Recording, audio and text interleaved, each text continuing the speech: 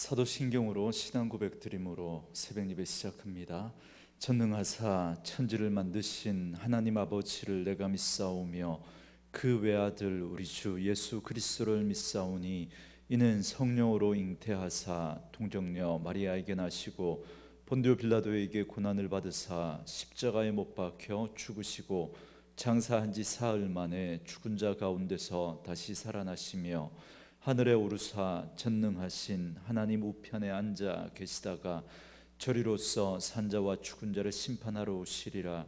성령을 믿사오며 거룩한 공회와 성도가 서로 교통하는 것과 죄를 사하여 주시는 것과 몸이 다시 사는 것과 영원히 사는 것을 믿사옵나이다. 아멘. 이 아침에 우리에게 주시는 하나님의 말씀은 이사야 18장 1절로 7절까지, 이사야 18장 1절에서 마지막 7절 말씀까지입니다.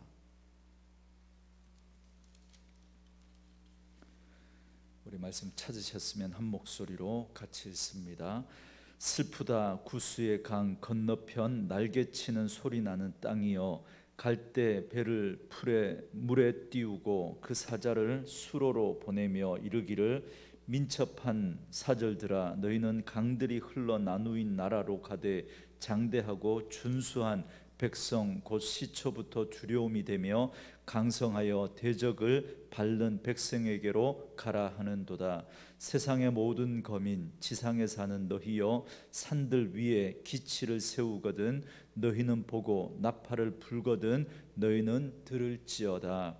여호와께서 내게 이르시되 내가 나의 처소에서 조용히 감찰함이 쬐이는 일강 같고 가을 더위에 운무 같도다.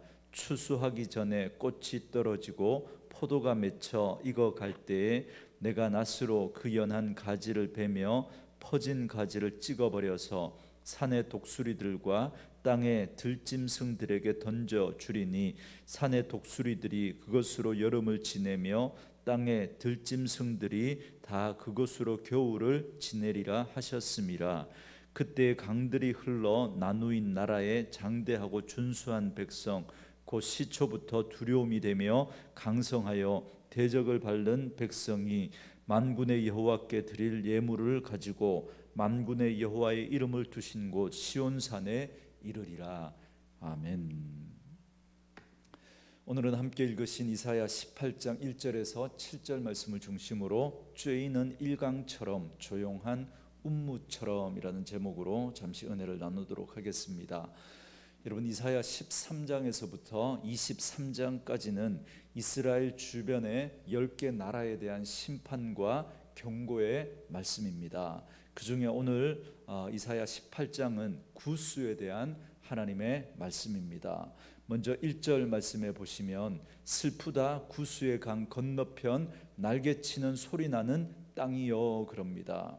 구수에 대한 하나님의 말씀을 전하면서 먼저 슬프다라고 하는 말로 시작하고 있습니다. 그런데 여기서 슬프다라고 하는 이 단어는 원문으로 보면 호의라고 하는 단어인데요, 이 단어가 사용되는 다른 구절들을 보면 감정적인 슬픔에 대한 표현이라기보다는 구수가 외교적인 방법을 이용해서 인간적인 노력으로 아수르의 공격을 한번 막아보려고 했던 구수의 불신앙적인 그러한 모습들을 지적하면서 책망하는 표현입니다. 그러니까 화로다 이렇게 번역하는 게 더 맞습니다. 그래서 이 단어가 쓰이는 다른 구절들을 보면 슬프다로 이렇게 번역된 곳보다는 화로다, 화 있을진저 이렇게 번역된 것이 훨씬 더 많습니다. 그래서 여기서도 화로다 혹은 화 있을진저 이렇게 번역하는 게 더 좋을 듯 싶습니다.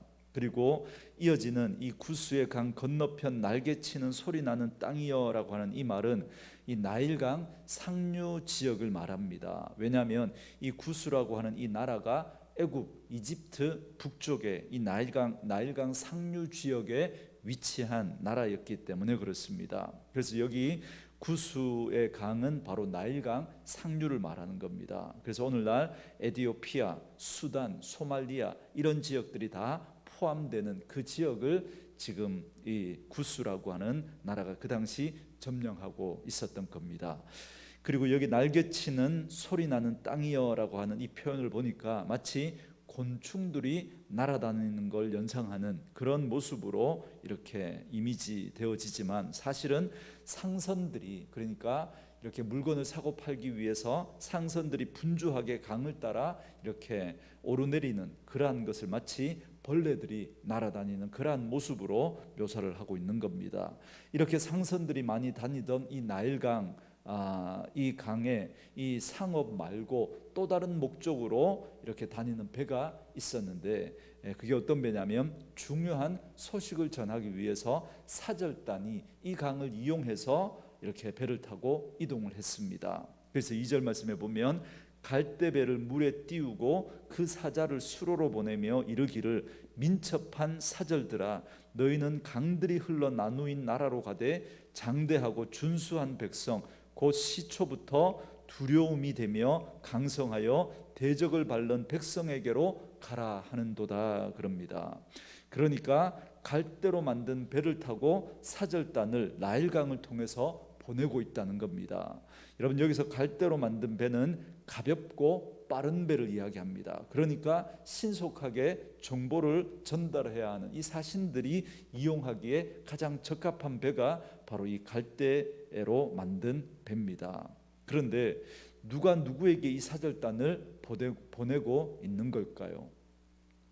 여러분, 이 당시가 어떤 상황이냐면 이 남유다의 왕이 히스기야 왕입니다. 히스기야 왕이 통치하고 있던 이 남유다는 아수르의 대군의 공격을 받아서 유다 땅 전역이 지금 아수르에 의해서 넘어가고 있고, 이제 예루살렘도 이대로라면 이제 곧 점령당할 그런 위기에 처해 있었던 때입니다. 그래서 이 구스 왕은 위기에 처한 남유다를 구하기 위해서 지원을 보내고자 했던 겁니다. 바로 그런 상황에서 이사야 선지자는 구스의 사절단에게 고국으로 돌아가라 그렇게 지금 말하고 있는 겁니다. 왜냐하면 여기 보시면 강들이 흘러 나누인 나라, 그러니까 나일강 상류 지역에 이렇게 이 강들이 나누어지는 그 지역에 있는 나라, 바로 구스를 말합니다. 그리고 장대하고 준수한 백성, 바로 이 구스 사람을 말하는 겁니다. 그래서 그러니까 이 너희 나라로 돌아가라, 지금 그렇게 이야기, 그 사절단을 보고 너희 나라로 돌아가라 그러는 겁니다. 지금 아수르의 공격을 받으면서 지금 굉장한 위험 상황 속에 있는데, 그런데 이 구스가 도와주려고 지금 이 사절단을 보내고 지금 그러고 있는 거거든요. 그런데 이사야 선지자가 돌아가라는 겁니다. 그렇다면 이사야 선지자는 왜 구스의 사신들에게 너희 나라로 돌아가라 그렇게 말했을까요? 그 이유는 정치적이고 군사적인 그 위기 앞에서 구스가 진정으로 취해야 할 행동은 주변 국가들에게 사신을 보내서 반아수르 동맹을 결성하는 것이 아니라 그 모든 과정을 역사의 주관자이신 여호와 하나님께 맡겨야 한다, 이걸 지금 이야기하고 있는 겁니다. 구스가 자기가 정말 이 남유다를 위해서 지금 이렇게 도와주려고 하는 게 아닙니다. 이 남유다가 먹히고 나면 다음 차례는 자기거든요. 그러니까 이 반아수르 동맹을 맺어서 지금 자기가 처한 이 위기를 어떻게든 지금 타개해 보려고 지금 구스가 몸부림을 치고 있었던 겁니다. 그러나 그렇게 하지 말고 그 모든 과정 역사의 주관자이신 여호와께 맡겨야 한다, 이제 그렇게 이야기를 하면서 지금 구스의 사절단을 돌려보내는 겁니다. 여러분, 아수르는 구스가 예루살렘과 블레셋과 모압과 같은 그런 나라들 그 동맹을 이렇게 맺어가지고 이제 그렇게 아수르를 대적하려고 하지만, 그렇게 하지 않아도 이 아수르는 망하게 되어 있습니다. 여러분, 우리가 아수르에 대한 하나님의 심판의 말씀을 우리 이미 살펴봤잖아요. 아수르는 하나님이 쓰시는 막대기입니다. 다 쓰고 나면 바벨론에 의해서 패망을 하게 될 겁니다. 왜냐하면 민족의 흥망성쇠를 쥐고 있는 분이 우리 하나님이시기 때문에 그렇습니다. 이사야 선지자는 바로 이 사실을 확신했기 때문에 구스의 사자들에게 돌아가라고 지금 그렇게 말하고 있는 겁니다. 그래서 여러분 3절 말씀에 보면 이렇게 선포합니다. 세상의 모든 거민 지상에 사는 너희여, 산들 위에 기치를 세우거든 너희는 보고 나팔을 불거든 너희는 들을지어다 그럽니다.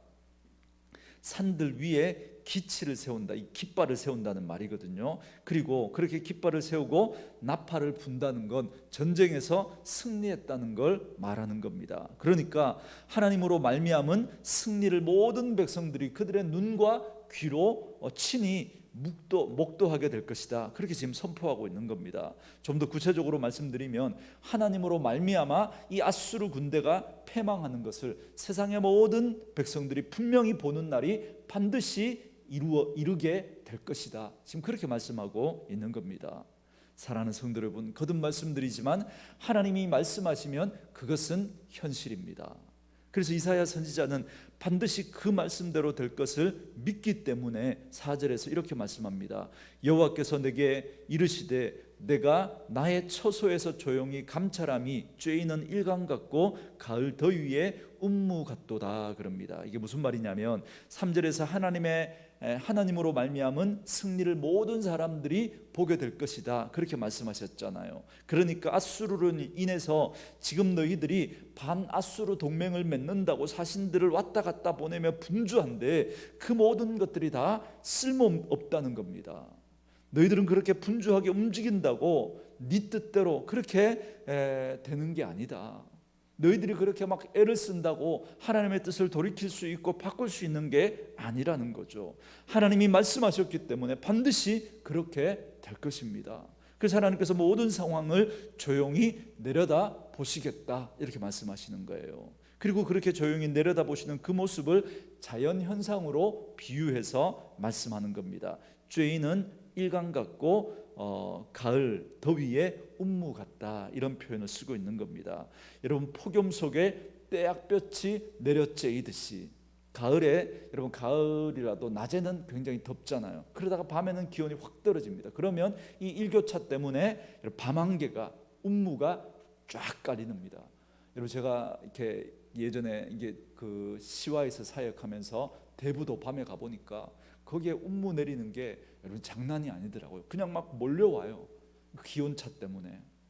그것처럼 하나님의 뜻은 사람이 뭐 사절단을 보내고 막 그렇게 한다고 해서 그걸 돌이킬 수 있는 게 아니라 하나님이 가만히 감찰하시겠다는 그 뜻이 이루어질 것이기 때문에 그 하나님의 뜻이 그 폭염 속에 그 떼약볕이 내리쬐듯이 그 가을 더위에 그 운무가 밤에 그렇게 막 피어오르는 것처럼 밤안개가 피어오르는 것처럼 그렇게 하나님의 뜻이 이루어지게 될 것이라는 겁니다. 누구도 막을 수 없다는 거예요. 그걸 지금 그 이야기를 하고 있는 겁니다.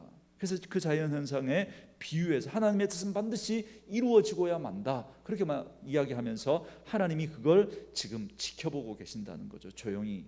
그래서 여러분 이 조용히 감찰함이 여러분 이 말씀 속에 여러분 해답이 있습니다. 오늘 하나님께서는 유다 백성들에게 구스가 제안한 이 동맹을 받지 말라고 말씀하셨습니다. 그런다고 될 일이 안 되고 안 될 일이 되는 게 아니라는 거예요. 하나님께 맡기고 조용히 감찰하시는 그 하나님 바라보면서 우리 역시도 하나님 앞에 나와 엎드려 기도하면서 하나님의 일하심을 기다리라는 겁니다. 구스가 지금 반아수르 동맹을 제안하고 그래서 구스를 중심으로 세력을 모으고 있는데 너희들은 그 제안에 응하지 말고 조용히 그 감찰하시는 그 하나님 신뢰하고 기다리라는 거예요. 지금 그렇게 말씀하시는 겁니다. 사랑하는 성도 여러분, 지금 국내외적으로 일어나고 있는 여러 가지 일들 때문에 여러분은 얼마나 시끄럽고 복잡합니까? 이렇게 가만히 있으면 안 될 것 같고 막 뭐라도 해야 될 것 같은 그런 마음 드시지 않습니까? 오늘 본문의 유다 백성들은 어땠을까요? 아수르가 지금 유다를 침략해 옵니다. 그래서 유다 전역이 지금 막 쑥대밭이 되고 있고 이대로라면 지금 이 예루살렘마저도 넘어가게 될 그런 지경에 있습니다. 그냥 어떻게 그냥 당하고만 있겠습니까? 뭐라도 해야만 될 것 같은 그런 조급함과 그런 답답함이 그들에게 왜 없었겠습니까? 아람과 북이스라엘 동맹에 가담하든지 아니면 구스를 중심으로 한 이 반아수르 동맹에 가담을 하든지 아니면 아예 아수르에게 붙어서 생명 연장을 꾀하든지 무엇이라도 해야만 할 것 같은 그런 조급함과 답답함이 그들에게 왜 없었겠냔 말이죠.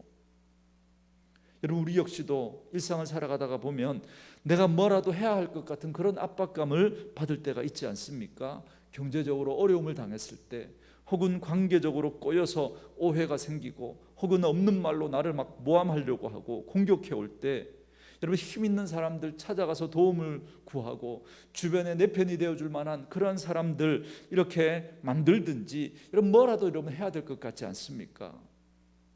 나라가 이렇게 혼란스러운데 태극기를 들든지 촛불을 들든지 이런 뭐라도 해야 될 것 같은 그런 마음이 여러분 들지 않습니까?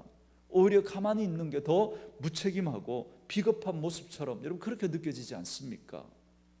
그런데 오늘 하나님께서 뭐라고 말씀하십니까? 하나님은 여기도 가담하지 말고 저기도 가담하지 말고, 하나님께서 과연 이 일을 어떻게 역사해 가실지 조용히 감찰하면서 역사를 주관하시는 그 하나님 신뢰하고 기도하며 기다리라고 말씀하고 있습니다. 이 말씀이 오히려 우리에게 더 답답하게 여러분 느껴질 수 있습니다. 그러나 여러분, 믿음은 내 생각을 끄집어내고 하나님의 생각을 집어넣고 붙드는 겁니다. 하나님 분명히 말씀하셨잖아요. 여러분 5절과 6절 보세요. 하나님께서는 추수를 앞두고 포도가 맺혀 익어갈 때 나주로 연한 가지를 베며 퍼진 가지를 찍어버리겠다 말씀합니다. 그래서 그것들로 독수리들과 들짐승들에게 던져줘서 그것으로 그 짐승들이 여름과 겨울을 지내도록 하시겠다, 그렇게 말씀하십니다. 여러분, 하나님이 말씀하시면 그건 현실이 된다 그랬죠. 여러분, 이 말씀이 언제 성취되냐면 열왕기하 19장 35절 말씀에서 성취됩니다. 여러분, 하나님께서 하룻밤 사이에 아수르 군대 18만 5천 명을 셀 수도 없이 그렇게 많은 그 군대를 하룻밤 사이에 다 송장으로 만들어 버리시잖아요. 그래서 수많은 시체들로 인해서 독수리들과 들짐승들이 여름과 겨울을 지내기에 충분했다라는 걸 오늘 이 5절과 6절에서 비유적으로 지금 말씀하고 있는 거예요. 하나님이 말씀하시면 현실이 됩니다. 지금 남유다의 상황은 아수르에 의해서 지금 유다 전역이 지금 쑥대밭이 되고 점령되어지고 있고, 이대로라면 지금 예루살렘까지 지금 함락될 그런 상황이 있습니다. 구수가 돕겠다고 사절단을 보내왔어요. 그런데 돌려보내라는 거예요. 어떤 것도 하지 말라는 거, 어떤 것도 가만히 있으라는 거예요. 기도하면서 하나님의 일하심을 보라고 그렇게 말씀하고 있는 겁니다. 사랑하는 성도 여러분, 답답하시죠? 이 코로나 사태가 언제 끝날지, 이 답답한 국내 정치 상황은 언제 좀 조용해질지, 막 우리가 뭐라도 해야 될 것 같지 않습니까? 그러나 사랑하는 성도 여러분, 이 모든 것들이 다 하나님 계획 속에 있습니다. 그분의 뜻을 이루어가기 위해서 한치의 오차도 없이 지금 하나님은 지금 그 일들을 이루어가고 계신 줄 믿습니다. 여러분 7절 말씀을 보세요. 하나님께서는 구수가 결국 이렇게 될 것이라고 말씀합니다. 그때 강들이 흘러 나누인 나라의 장대하고 준수한 백성, 곧 시초부터 두려움이 되며 강성하여 대적을 밟는 백성이 만군의 여호와께 드릴 예물을 가지고 만군의 여호와의 이름을 두신 곳 시온산에 이르리라 그럽니다. 이게 무슨 말이냐면, 강력한 군대인 이 구수가 하나님께 드릴 예물을 가지고 성전이 있는 시온산에 와서 엎드리는 그날이 올 것이라는 겁니다. 이렇게 구수가 오히려 시온에 와서 예배하는 날이 올 것인데, 그런데 너희가 왜 구수를 중심으로 하는 그 반아수르 동맹에 가담하느냐고 지금 하나님 그렇게 지금 말씀하고 있는 거예요. 여러분, 성경에 보시면 아무것도 하지 말고 가만히 있으라고 하는 말들이 여러분 여러 곳에 나옵니다. 여러분 출애굽기에 보면 대표적인 말씀이 나오죠. 이스라엘 백성들이 출애굽할 때 홍해를 만납니다. 앞은 홍해 바다로 가로막혀 있고 뒤에는 애굽의 그 군대가 뒤쫓아옵니다. 여러분 어떻게 해야 되겠습니까? 뒤돌아서 싸우자니 힘이 부족하고 바다로 뛰어들자니 죽을 것 같습니다. 그때 하나님께서 모세를 통해서 하신 말씀이 출애굽기 14장 13절 말씀입니다. 너희는 두려워하지 말고 가만히 서서 여호와께서 오늘 너희를 위하여 행하시는 구원을 보라. 너희가 오늘 본 저 애굽 사람을 영원히 다시 보지 아니하리라 그럽니다.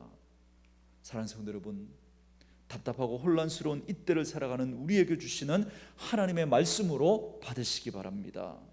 우리가 이것도 하고 저것도 하고 이방 사람들과 손잡고 살아남기 위해서 발버둥 치면 칠수록 그 과정 속에서 우리는 믿음을 잃어버리게 될 겁니다. 이방 민족 구스와 동맹을 맺는 순간 유다는 하나님께 등을 돌리게 될 것입니다. 하나님께서 가만히 있으라고 말씀하시는 건 가만히 있으라고 말씀하시는 거예요. 여러분, 이 말은 무슨 말이냐면 하나님이 책임지겠다는 말이에요. 하나님이 책임지겠다. 아무것도 하지 말고 가만히 기다리며 믿음을 지키면 하나님께서 반드시 책임지시겠다고 말씀하고 있는 것이죠. 사랑하는 성도 여러분, 지금 사방으로 둘러싸움을 당하고 도무지 앞이 보이지 않는 어려움을 겪고 있는 분들이 있습니까? 하늘을 보시기 바랍니다. 하나님을 사랑하는 자, 곧 그 뜻대로 부르심을 입은 자들에게는 모든 것이 합력하여 선을 이루는 줄 믿습니다. 그 하나님의 뜻은 쬐이는 일광처럼 가을밤 내리는 그 운무처럼 분명히 이루어질 줄 믿습니다. 여러분, 제가 높아심에서 한 말씀 드리면, 여러분 아마 8월 15일을 기점으로 해서 여러분 정치적인 대규모 집회가 보수와 진보 아마 양진영에서 다 아마 생기게 될 겁니다. 여러분, 절대로 그러한 것에 휘둘리지 마십시오. 절대로 믿음을 버리고 신앙을 잊어버리는 그런 행동하지 마시고, 여러분 기도하며 잠잠히 하나님의 일하심을 기다리는 그런 지혜로운 주의 백성들이 되어줄 수 있기를 주의 이름으로 축원합니다. 오늘 주신 말씀 생각하면서 우리 같이 한번 기도하겠습니다. 우리 67장 찬송가 67장 부릅니다.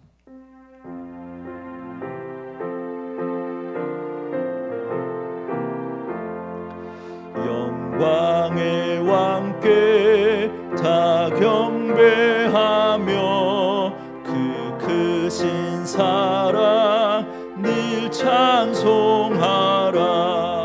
예부터 영원히 참방패시니 그 영광의 주를 다 찬송하라. 능력과 은혜 다 찬송하라. 그 옷은 햇빛 그 집은 궁창 그 물의 소리로 주노하시고 폭풍의 날개로 여가신다. 저 아름답고 놀라운 일이 거룩한 이 땅 다 주의 조화. 그 힘찬 명령에 더 잡히나니 저 푸른 바다는 옷자락이라. 질그릇같이 연약한 인생 주 의지하여 늘 강건하리. 온 백성 지으신 만왕이시니 그 자비 영원히 변함없어라.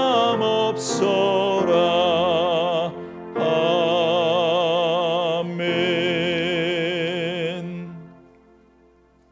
주신 말씀 생각하면서 우리 같이 한번 기도했으면 좋겠습니다. 여러분, 답답하고 혼란스러운 이때를 살아가는 우리에게 오늘 조용히 감찰하시는 그 하나님을 신뢰하고 인간적인 모든 방법들을 내려놓고 가만히 기다리라고 말씀하십니다. 그런데 그 하나님을 신뢰하지 못하고 우리가 이런저런 것들, 또 인간적인 그런 방법들을 가지고 발버둥 치면 칠수록 그 과정에서 믿음을 잃어버리게 될 것이고, 그렇기 때문에 절대 하나님 그렇게 하지 말라고 말씀하십니다. 하나님을 사랑하는 자, 곧 그 뜻대로 부르심을 입은 자들에게는 모든 것이 합력하여 선이 될 줄 믿고, 그 하나님의 뜻은 쬐이는 일광처럼 그리고 가을밤 내리는 그 운무처럼 분명히 이루어질 것을 믿는 믿음으로 잠잠히 기도하며 기다리는 그런 삶을 살아갈 수 있는 저희들 되게 해달라고 여러분 기도할 수 있기를 바랍니다. 그래서 오늘도 그런 믿음으로 하나님의 일하심을 믿고 또 오늘도 하나님 앞에 기도할 수 있는 저희들 되게 하시고, 오늘도 나라와 민족 우리의 선교지를 올려드리고 이번 코로나 사태도 하나님 앞에 올려드리면서 기도하시고, 또 우리 정숙문 집사님 아버님 이 전립선 암 인데요. 오늘 경대병원에서 또 구체적인 검사를 하고 또 앞으로 치료 계획들을 아마 세우게 될 겁니다. 위해서 기도해 주시고 깨끗하게 치료되어질 수 있도록, 그리고 그 과정을 통해서 또 아버님에게 복음이 전해지는 기회가 되어질 수 있도록 기도해 주시고, 신광수 김수지 집사님 이사 문제도 하나님의 은혜 가운데 순적하게 또 해결함을 받을 수 있도록 이를 위해서 기도해 주시기를 부탁드립니다. 우리 같이 주님 앞에 기도하며 나아가시겠습니다. 살아계신 아버지 하나님, 은혜를 감사합니다. 주시는 말씀을 붙들고 기도하며 예로 시작할 수 있도록 은혜를 베풀어 주시니 감사합니다.